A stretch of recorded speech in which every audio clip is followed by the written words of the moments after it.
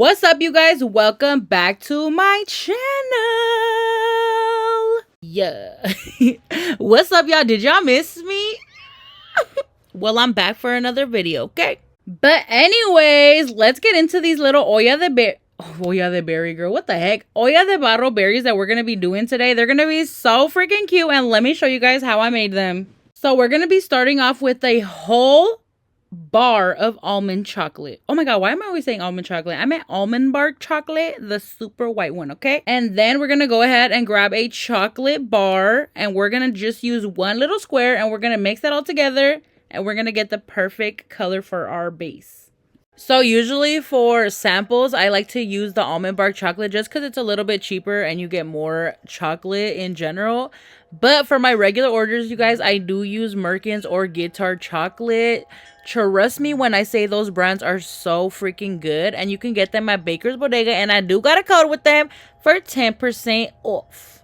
So I did want my chocolate to have a like orangey undertone, so I went ahead and added a little bit of red food coloring and a little bit of yellow. I did end up running out of yellow, so it was literally just a tiny little dot.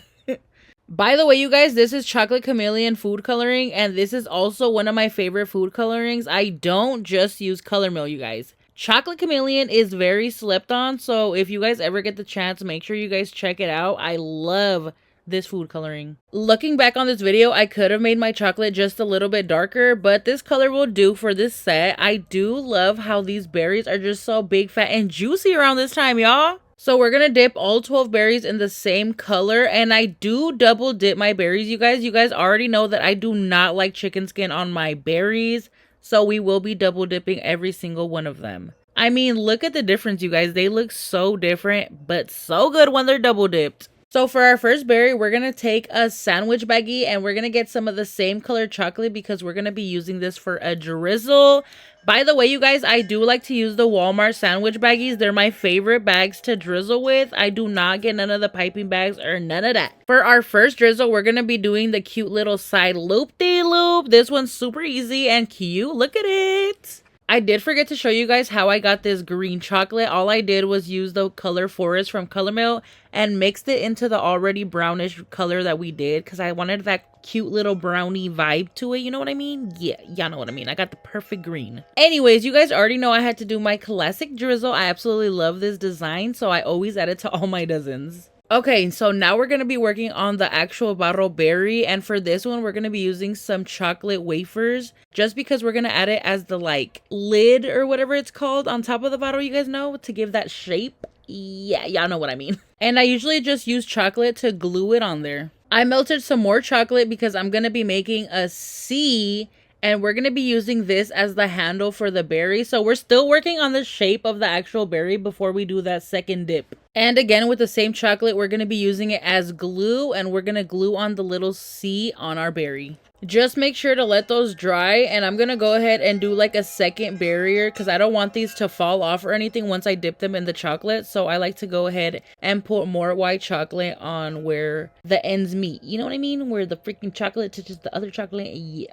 So once that hardens up, we're going to go ahead and do the double dip. Don't think I forgot about double dip in this berry, okay? And this is what it's looking like, you guys. I hope you guys are seeing the vision. And now we're just going to go ahead and decorate it. I wanted to do a darker brown at the very top just to give it a little bit of contrast. You guys can go ahead and decorate it however you guys want, but I'm just going to show you one option that I did. Before I forget to mention, you guys, everything I used for this video will be linked in my bio/description down below.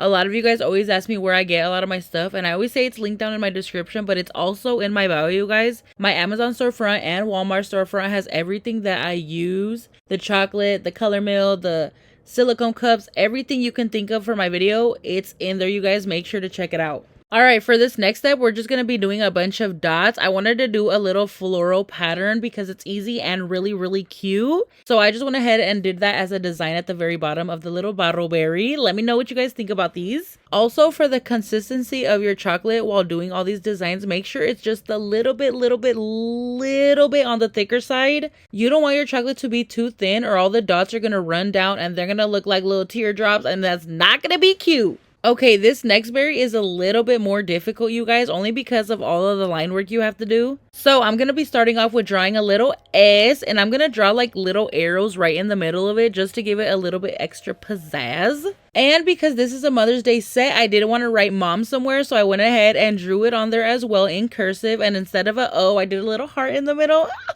It just adds a little bit of extra cuteness. I feel like the bottom of the berry was giving a little nakey, so I went ahead and added more of the flowers that I had on the Barro ones, but onto here just so it incorporates more of the vibes. This berry is so cute. I think it's becoming one of my favorites. I don't know. I feel like all of the colors together just look so cute, and I love the green. OMG, you guys, imagine this set in pink. OMG, that would be so cute. Somebody recreate this and tag me. I want to see it in pink.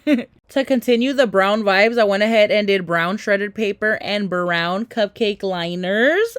I feel like this made it extra cute. You can't see the liners too much because they're extra mini, but I freaking love them. A lot of you guys ask me where I get my boxes from, and even though I do tag them down below, I will let you guys know in the video anyways. These are from BRP Boxing, and I do get a 10 by 7 by 2.5 box. This box is really good for dozens, but only if you get big strawberries, because you don't want to get small berries and use this box because it's going to be a big old box and very little berries. Now that I have my berries exactly how I want them to look, we're going to go ahead and add a little Happy Mother's Day sign. We can't forget the sign, you guys. I went ahead and added a gold sign because I feel like it matches the whole vibe and everything, and it looks amazing. I love it. Let me know down below what you guys think about this box and what you guys want to see in the next video. If you guys do end up recreating it, I want to see it. Please tag me, send it to me, email it to me, anything. I want to see it. Don't be greedy. Happy Mother's Day, you guys. Bye.